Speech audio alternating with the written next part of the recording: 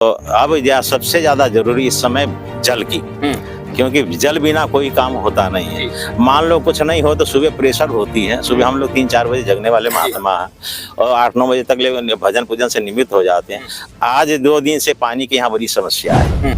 मैं सुबह जो मेरी आंखों से देखा, एक महात्मा के कपड़े खराब हो गए लेटरिन की वजह से। पानी नहीं था।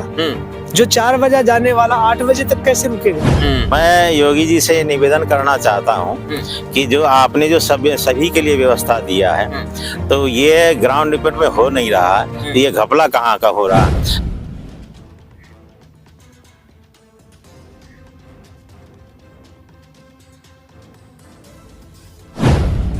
नमस्कार।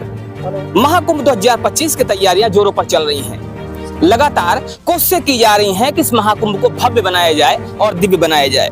योगी सरकार भी अपनी तरफ पूरी कोशिश कर रही है और साथ ही साथ केंद्र में मोदी सरकार भी अपनी तरफ से भरसक प्रयास कर रही है।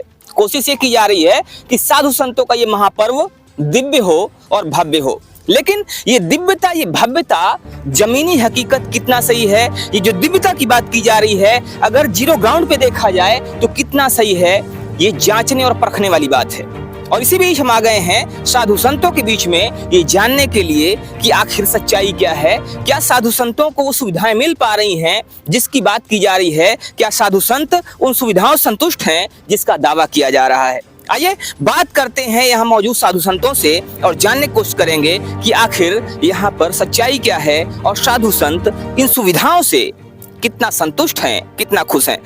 महाराज जी, क्या नाम होता है आपका? मेरा नाम बालक दास है और मैं ग्राम बसारी और हमारा जो महंताई हुआ है ग्राम चौरास, जिला रायसेन और दुरा सागर, ये 2 जगह का हम उसका वो करते हैं, संचालन करते हैं। हमारे गुरु भाई जी एक जगह रहते हैं, एक जगह हमारे गुरु जी भी रहते हैं। मैं ज्यादा करके भारत भर में ज्यादा रहता हूँ। तो आप भारत भर में रहते हैं। महाराज जी, महाकुंभ होने वाला है 2025, प्रयागराज महाकुंभ की तैयारियां चल रही हैं और आप भी यहाँ पर आ चुके हैं। आपने भी अपना टेंट वेंट लगाना शुरू कर दिया है। अगर बात की जाए सुविधाओं की, तो पहली चीज तो ये कि आप यहाँ पर कब आए हैं और जो चीजें यहाँ पर सुविधाएं मिलनी चाहिए आपको, कितना मिल गई हैं और कितना बाकी हैं? जी, हम 20 नवंबर से आए हुए हैं और हमको ये जमीन जो अलाउट हुआ है 9 नवंबर को हुआ अखाड़ा के द्वारा। आप 20 नवंबर को आए हैं और जमीन 9 नवंबर को अलॉट हुआ है, 9 दिसंबर को अलॉट हुआ है? नहीं, 9 दिसंबर, ठीक, सॉरी, 9 दिसंबर को जमीन मिला है और 20 नवंबर को हम आ गए थे और हम वहाँ रुके थे सच्चा बाबा आश्रम में। और वहाँ रात्रि को वहीं विश्राम करता, नहा धो के भजन पूजन करके बाल भोग करके आ जाते थे और यहाँ अखाड़ा दिन भर रहते थे और घूमते फिरते रहते थे जमीन के चक्कर में। रोज का काम यही था। आखिरी में 9 तारीख को हम लोग को यहाँ पर जमीन मिला। उसके बाद हम लोग टेंट बना के रह रहे हैं। तो अब सबसे ज्यादा जरूरी इस समय जल की, क्योंकि जल बिना कोई काम होता नहीं है। मान लो कुछ नहीं हो तो सुबह प्रेशर होती है, सुबह हम लोग 3-4 बजे जगने वाले महात्मा हैं और 8-9 बजे तक ले भजन पूजन से निमित्त हो जाते हैं। आज 2 दिन से पानी की यहाँ बड़ी समस्या है और पानी कल दोपहर से मतलब इसमें खालसाओं में नहीं मिली है नल कलेक्शन। जो रोड वाला जो नल लगा हुआ है ना, उससे हम लोग अभी काम चला रहे हैं। वो तो हम जानते हैं कि काम लगे हुए हैं, थोड़ी टाइम लगेंगे, लेकिन उसमें ही पानी आना बंद कर दिया। तो खालसाओं में अभी तक नल की कोई व्यवस्था नहीं है और ये माना जा सकता है कि चूंकि काम बड़ा है, समय लग सकता है। लेकिन समस्या बढ़ जाती है इसलिए कि जो रोड के किनारे वाले, सड़क के किनारे वाले नल हैं, उसमें भी सप्लाई बंद कर दी जाती है। महाराज जी, फिर क्या, कैसे काम चल रहा है? अब तो आज तो हम लोग बहुत कहते हैं 8 बजे स्नान हुआ और दूसरी जगह से यहाँ नहीं हुआ। तो कोई हमारे महात्मा सेक्टर मजिस्ट्रेट के पास गए, वहां जाके उनको शायद 11 बजे बोले, तब 11 बजे नल चालू हुआ। अभी देखिए महात्मा पानी लेके आ रहे हैं, वो बाल्टीन से वहां रोड से लेके आ रहे हैं। अब भोजन का तैयारी करेंगे, जो व्यक्ति नहीं स्नान किए वो करेंगे और कुछ कर चुके हैं महाराज जी। अभी देखिए आप हवन कर रहे हैं, अभी ना जो 4 बजे स्नान कर रहे थे, तो अब 12 बजे हवन कर रहे हैं। तो अब जैसा सबसे बड़ी समस्या पानी की। दूसरी समस्या ये है कि हमने ये जो सुना है, जो योगी सरकार ने और मोदी सरकार ने हर महात्माओं के लिए, महामंडलेश्वरों के लिए टीन सेट का घेरा और किचन के लिए टीन सेट का वो बना के देते हैं। तो वो नज़र आपको देख लीजिए, यहाँ रिपोर्ट करके देख लीजिए जमीनी हकीकत क्या है, ना तो टीन सेट मिला और ना ही कोई ऐसा अधिकारी आए। और हम लोग सेक्टर मजिस्ट्रेट के पास कहते ये आपकी सुविधा नहीं है, अखाड़े से ही लिखा के लाओ। अखाड़े वाले कहते हैं महाराज ये सुविधा नहीं है। तो ये कि ये इतने पैसे आए या सरकार, या तो ये रिपोर्ट झूठी है। अगर रिपोर्ट सत्य है तो हम लोग को ये सुविधा मिलना चाहिए। देखिए इसमें 13 भाई, ये लोहाल अंग्रेजी का 13 खानसा है, इधर क्या नाम है सनकादी का 9 खानसा है, उधर 13 भाई त्यागी का रामशरण गोपाल धाम है। मतलब 8-10 हमारे मित्र वगैरह बैठे हुए हैं, उन सबके कहीं तो नाम गिना दे और जमीनी हकीकत आपको चल के दिखाता हूँ। आपके महाराज जी बताइए कौन कौन सी खालसा है और प्रतिनिधि है हम लोग। हम तो प्रतिनिधि हैं, हम लोग प्रतिनिधि है। बाकी यहाँ जितने भी हैं जयपुर से हैं 2-3, तो बाकी कोई सुविधा नहीं देखी। तो जो ये बात की जा रही है पानी ना होने की, जो बातें की जा रही हैं और समस्याओं की, ये समस्याएं कहाँ तक सही हैं और इसके विषय में क्या कहना चाहेंगे आप? मैं सुबह मैंने जो मेरी आंखों से देखा, एक महात्मा के कपड़े खराब हो गए लेटरिन की वजह से। पानी नहीं था। जो 4 बजे जाने वाला 8 बजे तक कैसे रुकेगा? तो उनके कपड़े खराब हो गए, मैंने आंखों से देखा है मेरी से। धुंध में कुछ दिख नहीं रहा था। तो धुंध में कुछ दिख नहीं रहा था और पानी की सप्लाई ना होना, पानी ना आना, ये संतों के लिए, महात्माओं के लिए, इन साधुओं के लिए एक बड़ी समस्या है। और महाराज जी कहना है कि जो 4 बजे फ्रेश होने जाने वाला व्यक्ति है, जो साधु संत 4 बजे जाते हैं शौचादि क्रिया के लिए, अगर उनको 8 बजे तक रुकना पड़ेगा तो शायद ये संभव नहीं होगा। और इसी वजह से एक महात्मा जी के कपड़े खराब हो गए। क्या कहना चाहेंगे योगी जी से? और चूंकि योगी जी और मोदी जी हिंदू हृदय सम्राट कहे जाते हैं, काफी कोशिश कर रहे हैं इस महाकुंभ को दिव्य और भव्य बनाने की, क्या कहना चाहेंगे उनसे? मैं योगी जी से निवेदन करना चाहता हूं कि जो आपने जो सभी के लिए व्यवस्था दिया है, तो ये ग्राउंड रिपोर्ट में हो नहीं रहा है, तो ये घपला कहाँ का हो रहा है? अगर ये खालसाधारी तो कुछ कर नहीं रहे बेचारे, वो तो अपने अपने पैसे से लगा रहे हैं अधिकांश 90-95%।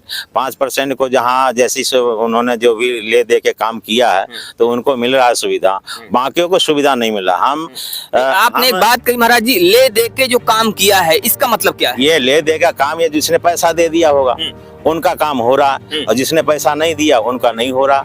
मेरे कहने का तो मतलब कहने का मतलब ये है कि पैसा दिया जा रहा है और पैसा लिया जा रहा है, तभी काम हो रहा है, तभी हो रहा है, ये हकीकत है। और जिसका नहीं दिया जा रहा है, तो अब हम 747 खालसा हैं हमारे बैरागियों का।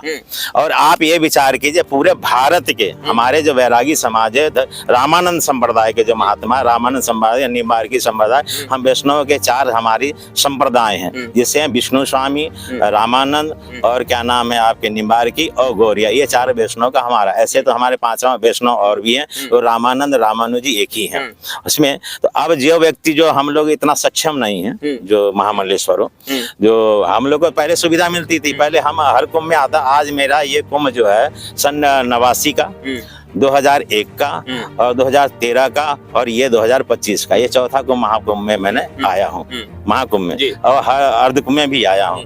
तो हर पहले तो देखो सन 89 का तो मैं स्पष्ट बताऊं कि उस समय सुविधा नहीं मिलती थी, न सरकार की बिजली मिलती थी, न टेंट मिलता था, न लैट्रिन मिलती थी। फिर भी हम लोग उस समय हमारी विस्तार नहीं थी, छोटे रूप में थे, संगम के पास रुकते थे, वहाँ लैट्रिन के लिए आप जानते हो कॉर्नेट घेर के करवाते थे। लेकिन 2001 में 2 टॉयलेट देने लगा था। और जब आजम खान थे, वो महिला अधिकारी जो भी बनाए उनको, उस समय 5 टॉयलेट मिला। ये विपक्षी सरकार का, हम लोग बीजेपी वाले होके और हमको भी टॉयलेट नहीं दिया जा रहा।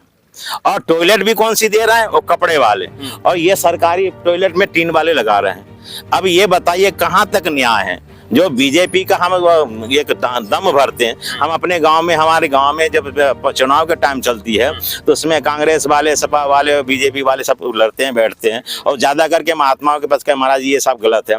तो हम उनको बताते हैं कि बीजेपी वालों ने क्या किया। आज हर गांव, हर मोहल्ला, हर शहर, हर स्टेशन पे कार्य चल रहा है, क्योंकि घुसखोरी नहीं है, तब तो चल रहा। और हर व्यक्ति को क्या नाम है, कुटी जो आप लोग यहाँ जो भी कहते हैं झुग्गी बस्ती, जो सरकार सबके लिए दे रही है, तो सब दे रहा बीजेपी को। तो मैं बहुत प्रचार भी करता हूँ। कहीं कहीं ऐसे विधायक फंस जाते हैं कि उसके विरोधी हो जाते हैं, मतलब आपस में होकर उनके हरा दिया जाता है। बाकी बीजेपी का, अब हम लोग जो है जिस गाँव में हम लोग रहते हैं, तो हमसे हर पार्टी के व्यक्ति हमसे गुरु भावना से मानते हैं, क्योंकि हम लोग गुरु पद पे बैठे हुए हैं और सभी व्यक्ति आते हैं और यहाँ आएंगे, वही जनता आएगी जो हमारे गांव के हमसे जो संपर्की हैं, और क्षेत्र के जनता आएगी। कुछ 10-20 गांव के तो हर महामंडलेश्वरों को होता है, और सब आके देखेंगे योगी जी ने क्या भव्य व्यवस्था किया और पहले क्या व्यवस्था होती थी। तो आज हमको जो पता लगा, पहले हमको पता नहीं था कि योगी सरकार ने ये सबके लिए व्यवस्था किया, लेकिन सुनने में आया, क्योंकि हम इसलिए मेला अधिकारी के पास नहीं, जब मिलता ही नहीं, हमको खुद का गांठ का लगाना पड़ता है। तो अब मेरे को ये पता लगा कि महामंडलेश्वरों को ये सुविधा दी जा रही, तो ये दी क्यों नहीं जा रही। मैं इस पे योगी से निवेदन करता है इसकी जांच करवाई जाए, और अगर जो रजिस्ट्रेशन अगर अखाड़ा परिषद है तो इनको निरस्त किया जाए और इस पर कार्रवाई किया जाए। तो प्रश्न चिन्ह ये खड़ा हो रहा है कि जब समाजवादी पार्टी की सरकार थी और आजम खान यहाँ जिनके पास सारी व्यवस्था थी, जब मेला का सारा कार्यभार उनके कंधों पर था, तब भी जो साधु संत थे, जो भी खालसा वाले लोग थे, उनको 5 लैट्रिन दी जा रही थी और साथ ही 10 नल दिए जा रहे थे। लेकिन आज जब सरकार योगी जी की है, आज जब सरकार एक संत समाज की है, तो उसमें भी लोगों को धक्के खाने पड़ रहे हैं, लोगों को दर दर की ठोकरें खानी पड़ रही हैं, और फिर भी इनका कहना यह है कि सुविधाएं नहीं मिल पा रही हैं। अब ये सोचने वाली बात है, और कहीं न कहीं योगी जी को भी इस पर ध्यान देने की जरूरत है कि आखिर ये समस्याएं क्यों हो रही हैं, और अगर इसमें कोई भी ऐसा है जो जिम्मेदार है तो उसके खिलाफ कार्यवाही की भी जरूरत है। बने रहिए हमारे साथ खबरों के अपडेट के लिए। तो कहते इस पे आप जो है ना सीबीआई जांच बैठाया जाए, तो सभी सारी हकीकत आ जाएगी, और जो जो इसमें दोषी पाए जाते हैं उनको नौकरी से निकाला जाए, और जो रजिस्ट्रेशन करके ऐसे घपला करते हैं उनको रजिस्ट्रेशन रद्द किया जाए। तो यहाँ पर जांच की मांग की जा रही है कि जो भी दोषी हैं उनके खिलाफ कार्यवाही की जानी चाहिए, क्योंकि संत महात्माओं को, साधु संतों को जो सुविधाएं दी जानी चाहिए वो सुविधाएं नहीं मिल रही हैं, और अगर नहीं मिल रही हैं तो इसके पीछे कारण कौन है। इस पर आपका क्या कहना है, हमें जरूर बताइएगा। बने रहिए हमारे साथ खबरों का अपडेट के लिए। जय हिंद।